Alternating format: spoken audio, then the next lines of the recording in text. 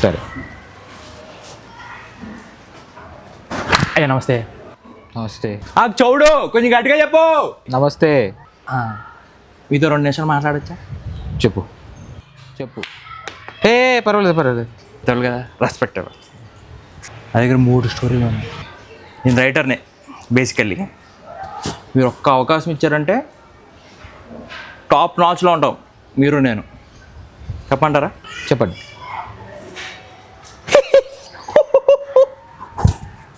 బాబు దొరుకుతుంది అంటే నీకు కామెడీ అండి బాబు. ఇప్పుడు బాగానే ఉన్నావు కదా.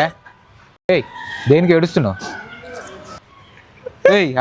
దేనికి ఏడుస్తున్నావు? సెంటిమెంట్ స్టోరీ అండి. అబ్బా బాబు ఆపు. అర్థమైంది. యాక్షన్ అర్థమైంది. కూర్చో. మరి అది ఒక్క అవకాశం ఇవ్వండి, దున్నేద్దాం ఇండస్ట్రీనే వేరే లెవెల్లో దున్ని పాడేద్దాం. నేను డైరెక్టర్ కాదు, ప్రొడ్యూసర్ కాదు, ఓన్లీ యూనిట్ ఓనర్. సొల్లుగోలు చెప్పకండి, అర్థమైందా? ప్రతి ఓడు ఇలాగే చెప్తాడు. 24 క్రాఫ్ట్స్లో మీద ఒక క్రాఫ్టే కదా, అవునా కదా? అవును. సో మిగిలిన 23 క్రాఫ్ట్లు మీకు తెలుసు కదా? తెలుసా లేదా? తెలుసు. పరిచయాలు ఉంటాయి కదా? ఉంది.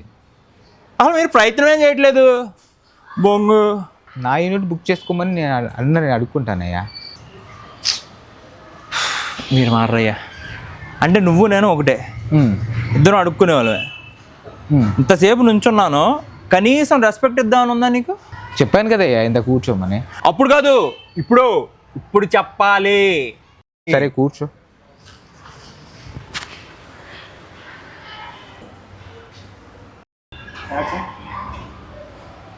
ఊపిడింది. నువ్వు నేను ఒకటే కదా, అడుక్కునే వాళ్ళం కదా.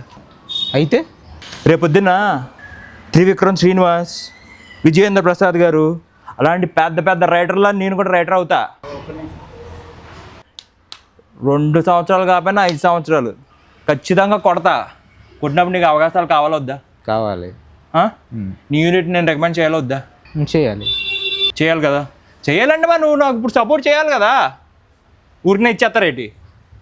నేనేం చేయాలా? నువ్వు నాకు ఎవరికొకరికి కలుపు.